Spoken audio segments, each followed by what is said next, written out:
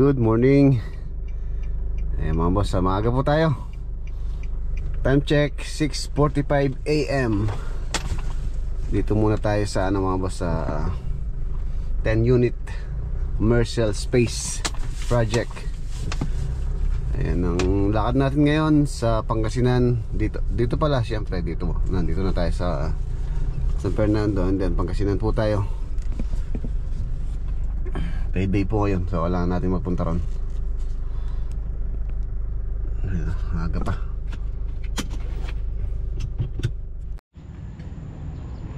Ayun o, nag-ano si Dario, nag-gardening.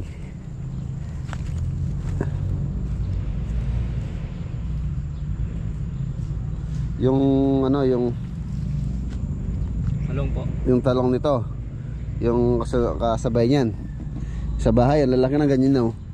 Ay, ganyan. Oo. Mula sa abono, no? Pataba, no? Opo. Pero parang yung lupa mataba naman, ah. Mataba, kaso lang yung langgam pa sila pula. Langgam. Nag-ano po. Kailangan natin bumili ng ano. Kailangan natin lagyan ng ano yan, ng brodan. Ano ko yung nalagyan ni parang Jimmy, yung brodan sa mga langgam. Yung ating ano dito, pechay, kinain na ata ng bibi. Lumalago na, yung sitaw. Ano nila, binungkal nila ulit. Sitaw, diba? Pagkalamaki yan, kahit pang ulam lang nila, makakalibre na po sila. Malaking katipiran sa inyo yun pagka nag-harvest na kayo dyan. Wala pala tayo kamatis, no? Kamatis, magkano? Wala po yun, kamatis po wala eh. Magkano ba? Titingnan ko kamatis para meron kayo kamatis dyan. Talong yung maganda para kahit pang tortar lang kayo, no? Tortang talong, nilagang talong. Tapos sitaw, oh, adobong sitaw. Tsaka yung ano, palaya. Yun, tsaka yung upo sana, oh. Yung upo. Lagyan ko pa na ano yan po eh. Sa ano, kaya yan parang gano'n. Balag. Sige, pagka nakadaan ako dun sa bilian ng panggawa ng balag, bibili ako. Para pagka ano, mayroon kayong gulay-gulay dyan. Ayun, yung ano, upo. Siguro nyo mga boss, siguro yung project na ito more or less mga ano, mga sabi na nating tatagal siya na 5 buwan. So 5 months, di ba?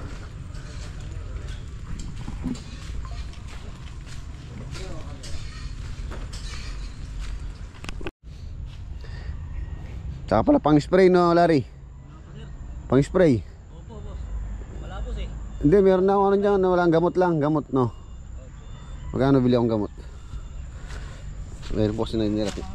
Tulad dito, yung talong, oh, puro ano, putas yung dahon, no? Kaya na ano yung baho-baho na maliliit yung mga pula. Oo, kailangan natin sprayan nga to.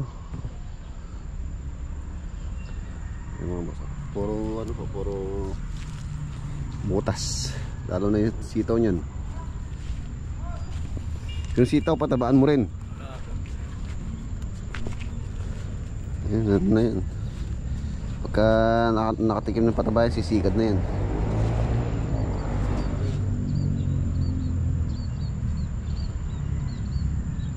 Yan o, yung sitaw nyo. Pagka ano, sarap adobo nun.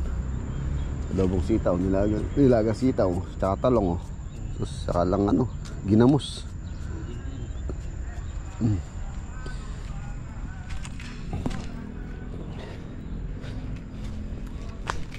Payday today. Iba yaw, siya yung magpapasahod sa Olongapo tsaka sa Lubao.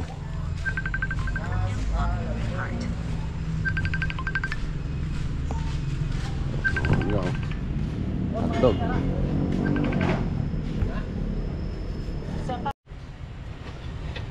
Yan, pinafabricate na pala ni Kuya Jencheng itong mga ano, mga boss. Ito yung po yung gagamitin namin sa roof beam. Roof beam, tapos sa iba pang beam dito.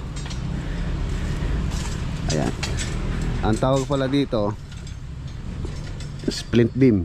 Ayan, splint beam kung saan po yung elevation ng aming floor line. Ayan, splint beam. Tapos yung tie beam po makikita sa ilalim ng foundation. Connected po yung column tsaka yung tie beam, siya po yung kukonekte sa ano, sa pundasyon. Doon po makikita ang tie beam. Ito sa taas na yan, ang tawag dyan is plinth beam. Ayan, kadalasan po yung tie beam dinidesign ng mga professional or architect, engineer sa mga matataas na project tulad ng dalawang palapag. Tapos nagbabase din sila sa kondisyon ng lupa. Pagka yung lupa is malambot or matubig, doon po kadalasan ina-apply or nilalagyan, dinidesign ng tie beam. Kahit po bungalow siya, basta yung kanyang tatayuan is malambot yung lupa, so mas maganda ano siya, meron siyang tie beam. Ayan. Ito naman sa amin dito, maganda po yung kondisyon ng lupa rito. Hindi siya matubig, at the same time matigas po yung lupa, so wala po siyang sibol. Ayan, tapos meron po kami wall footing. Ayan, kung mapansin nyo, wall footing po yan, yung mga CHB namin, bago yung kanyang pinaka plinth beam. Yun o.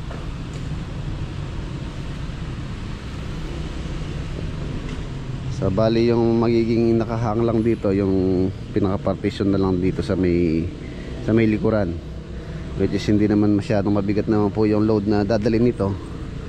Ano lang naman yung ano dito, number 4 na CHB sa kanyang CR. So ayun po yung abang namin.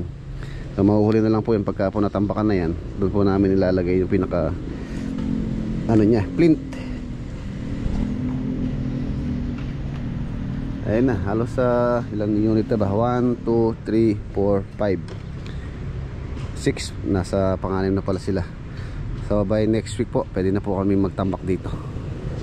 Tapos ayun na rin po yung layout ng ng sanitary. Ayan. Ito pong ano na to, yung tubo na to na DDoS. Napaka-importante po niyan. Which is ano na po yung connected na po, yan na po yung magiging drain o laboratory niya.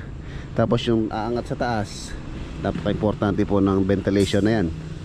Pagka po walang ventilation, may hihirapan po yung huminga yung ating water closet. Kadalasan nagkakaproblema siya pagka pinlas mo, mabagal po tumakbo yung tubig, mabagal siyang dumaloy papunta ron sa septic tank. So kaya kailangan ng ventilation. Ayan, kung mapapansin nyo, every unit meron siyang ventilation para pagka pinlas yung water closet, pagka pinlas po siya, so meron siyang hangin na ipupush niya yung dumi papunta ron sa septic tank. Ayan, tulad ng explain ko dati sa last vlog natin dito, sa original plan namin, sa original plan itong project, isa lang po yung septic tank niya, dun lang sa gitna. So napakalayo nung tatakbuhan, kaya minarapat namin na gawin namin dalawa para po lumapit. Tulad nyan, bali 5 unit yung maghahati sa isang septic tank, hindi 10. Ayan, sa original plan kasi mga boss, sa gitna po yung pinaka home run nung ito. Ayan, yung pipe papunta sa septic, which is for example dito, tsaka sa dulo dun. So napakalayo po ng tatakbuhan niya. Possible po na hindi man siya mag-clog or mabaranga yung bagong gawa siya. So in the future, pagka dumami na or naging crowded na yung pipe, so possible na maklag. Ayan, tsaka sa slope mga boss, ang slope po, ang nalagay namin slope every 1 meter, at least 1 cm lang po yung dapat na slope. For example, yung isang pipe is 3 meters po yan. So yung isang pipe, at least dapat po yung slope niya is 3 cm. So para po maganda yung slope niya, hindi siya masyadong ma-slope. Ayan, katamtaman lang. Kasi mga boss, hindi po maganda yung masyadong ma-slope. Bakit kanyo? Dahil po sa kadahilan ng mas mauuna yung tubig kaysa sa dumi. Pagka nangyari yon, so may iiwan po yung dumi, which is yun po yung magiging cause ng clog So kailangan at least mga every 1 meter 1 cm lang yung slope niya para po halos sabay po yung push ng daloy ng dumi tsaka yung tubig. Yan po yung ina-apply po namin dito sa aming mga linya tulad nyan. So kung ilang metro yan, for example 6 meters yan, so at least dapat mga 6 cm lang po yung kanyang slope para po ano siya, hindi masyadong mabilis. Pagka po kasi masyadong mabilis, tulad ng sabi ko, possible na may iwan po yung dumi, mauuna yung tubig. So yun po yung ang dahilan nun. Kaya minsan na nakaklag sa sobrang layo yung tatakbuhan ng dumi, and then sobrang slope nya. Ayan na siya, oh. So pagka na flooringan na to, and then CHB laying na lang, mabilis na lang po yan. Yan lang po medyo mabusisi ngayon. Ayan, wall footing and then plate beam. Ito dito sa gitna, partition po na ilalagay namin dyan, or gagamitin namin CHB sa number 4 na lang. Tapos yung mga electrical namin dito, wala po kaming dadaan sa flooring. Tulad ng mga CO, kadalasan po dinadaan niya sa flooring, hindi po ba? Pero ang dahilan pala nun, for example, naglagay kami ng CO dito sa flooring, pinadaan, nakalusot diyan. Doon. So kung may uupa rito na kukunin niya yung dalawa, siyempre pagigiba po niya yan, or pa-open niya. Yung outlet may iwan po diyan, naka-usli. So yun po yung dahilan nun. Kaya po sa taas. So kung sa taas, nasa taas, hindi po siya naka-expose or sa gabal. Ayan, kaya po sa taas namin padadaanan yung electrical namin sa mga outlet. Pero yung sa mga iba pa, yung pwede dito, yung hindi nakaharang sa wall, so pwede naman po dyan sa flooring. Ayun, yung kalsada. Ayun yung kalsada, oh. So mataas po itong mga unit na to. So, ano po siya, safety sa baha. Sa bagay, hindi naman po binabaha dito sa location, kahit dito sa kalsada rito hindi naman binabaha dyan. Yun, oh. Ayan, napaka-importante nun. Pagka po nagpagawa kayo ng bahay, dapat merong ventilation yung inyong mga sanitary. Ayan, ventilation yun, kung saan yun na po yung kukonect sa laboratory. Yung laboratory naman connected naman po dito sa aming sanitary, papunta dun sa septic tank. Yung laboratory naman po, hindi naman po ganun karaming tubig na ginagamit yan, kasi halos sa pag ginagamit lang yan, maghihilamos, maghuhugas ng kamay. Di tulad sa shower, sa CR, yung floor din sa CR, yun na po yung diretso sa aming pinaka CB or catch basin or storm drainage.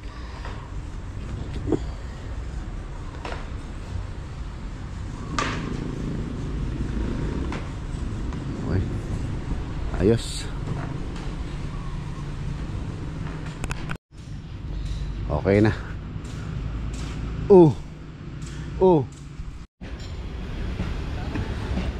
Ito yung kanyang water closet.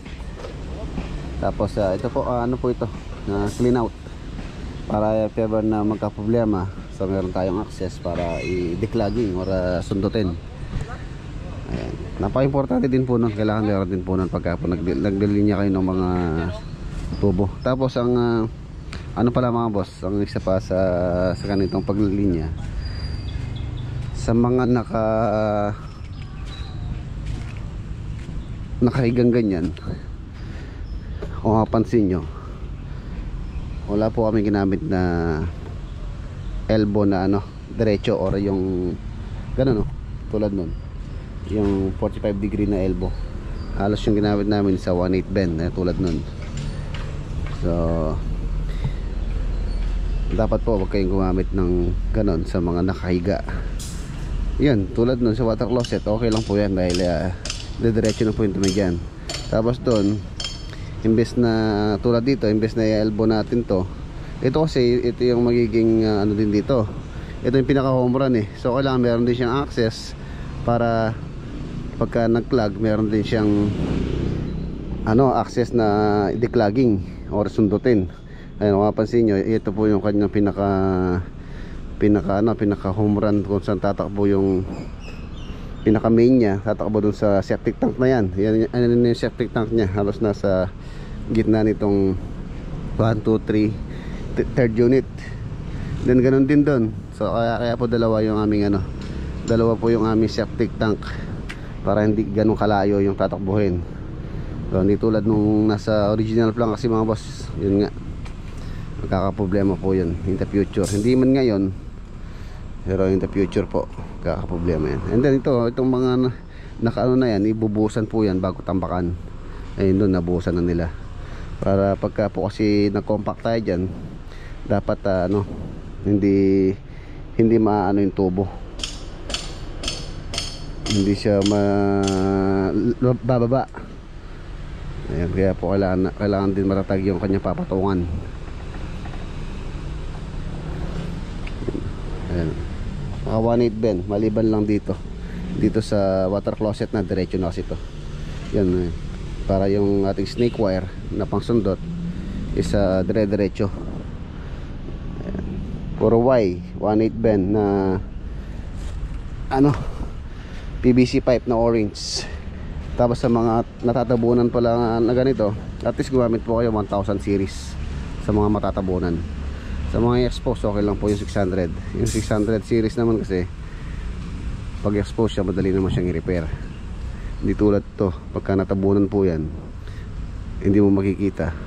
So yun yung magiging malaking problema. Pagka expose siya, yun nga, pwedeng gumamit ng 600. Pero yung nakalubog o tatabunan, at least 1,000 yung makapal. Okay, mga boss, alas 8 na. So ang estimated time natin, ang ating travel, more or less mga 2 oras po, simula dito sa Kalulot hanggang Alcala.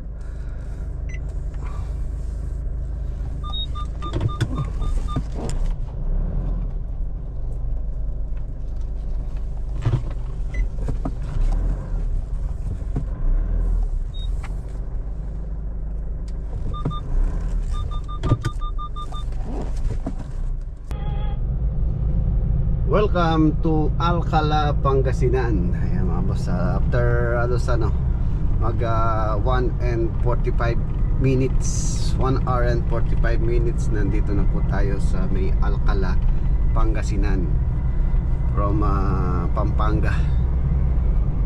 Ayan, update po tayo dito. Last punta muna din dito mga boss, halos nasa ano na sila, lintel beam dun po sa may portion ng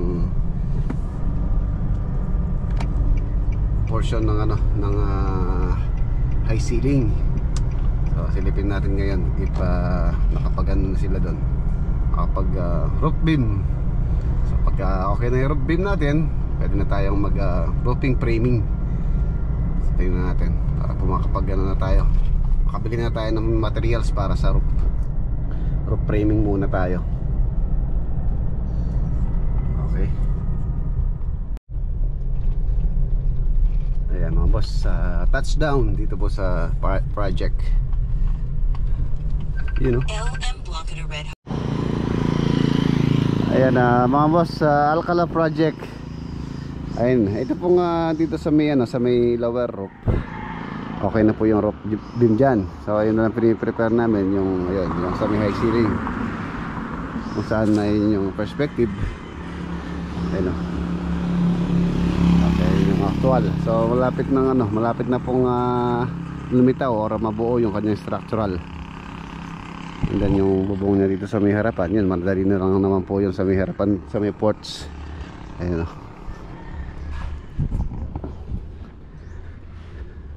yan, ito yung sa may porch, yung kanya roof. Saan natutulog yung pusa. Ayun, natutulog yung pusa sa ibabaw ng bubong. Tapos yun yung may poste pang isa doon. Tapos yun yung pinaka plant box. Hanggang doon po yan sa gilid doon. Dito. Tapos ito yung sinasabi ko. Ayan. Dito yan. Dito sa left side. Kung nakaharap ka dito sa daan. Dito. Nakaka 1, 2, 3, 4 step. Ayan. Ganun sa dulo. Ayan. Tulog pa rin yung pusa.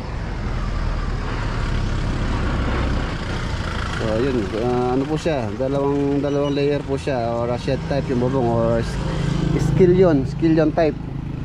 Plant box. Kapag okay na dito, baka po bawasan na rin itong mga halaman na to para lumitaw yung ganda nitong bahay. Tapos babaguhin din namin yung gate. Ayan, harap din na.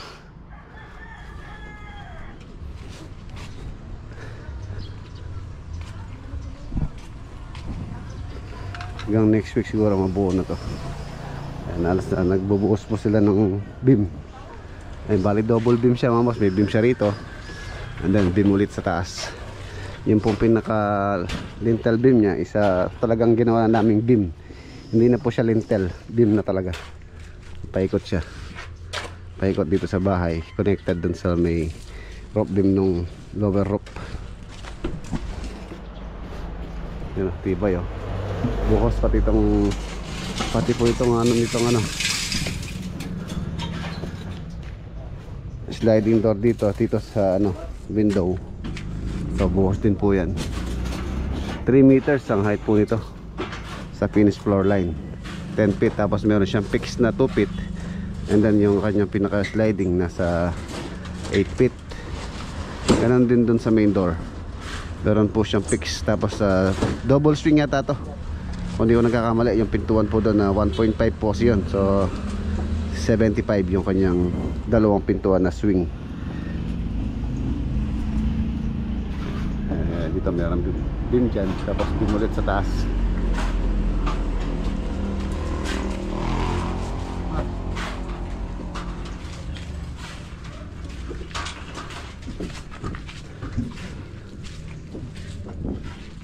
Ito yung master.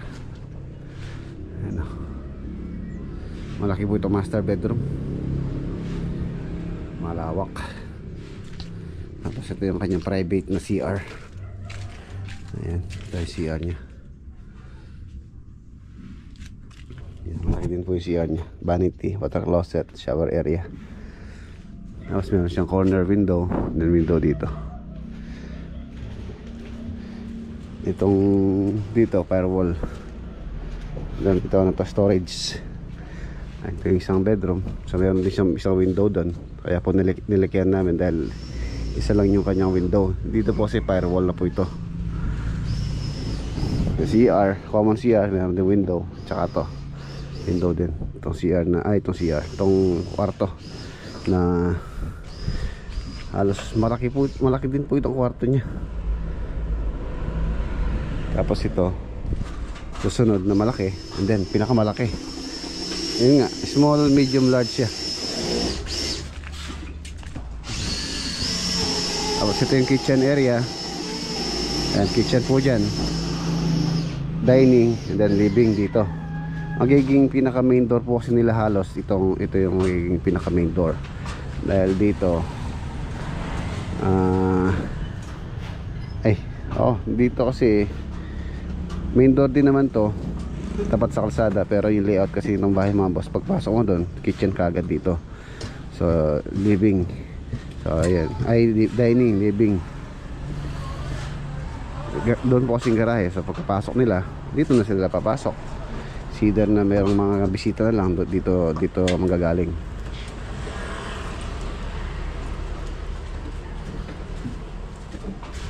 Yan, tsaka itong kanilang kitchen area malawak din or maluwang din. Meron pa lang dito. Meron pa lang barracks dito. Ayan, dito ito po yung nandun sa plano na tatambakan po yan hanggang doon sa dulo. Kung saan meron po siyang step dyan na 4.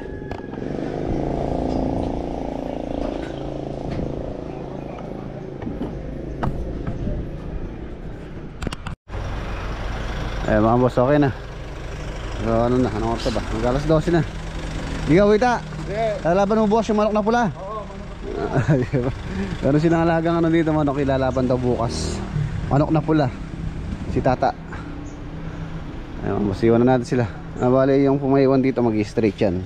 So next payday, meron pa silang reserbang point half day. Yun o, ayan na mga boss, nandito na tayo sa bahay. Actually kanina pa po kinunek ko na tong mga Fiesta light. Ayan na po siya o. Yun o, wow, diba? Ang ganda.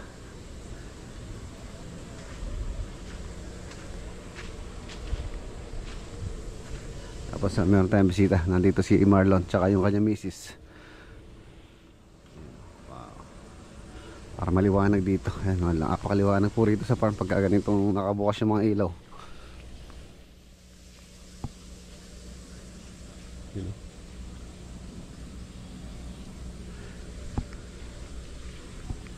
Fiesta light. Yan, Sabado nights. Chat muna po tayo. Shout out kay Michelle. Ayun ang misis ni Marlon. Shot puno.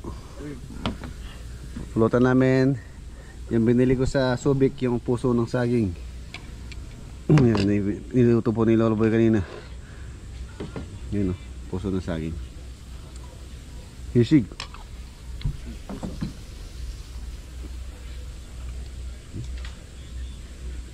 Sarap mo naman dito, tahimik.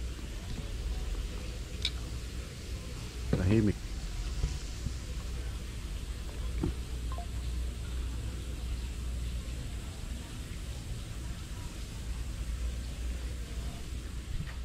Darat ang sinalito. Traffic rata. Traffic yata yun. Nagpabili po ako ng inihaw na paborito, hito. Okay. Ayan mga boss, dito ko na tatapusin yung ating vlog for today. Kita-kita po tayo bukas. Salamat po.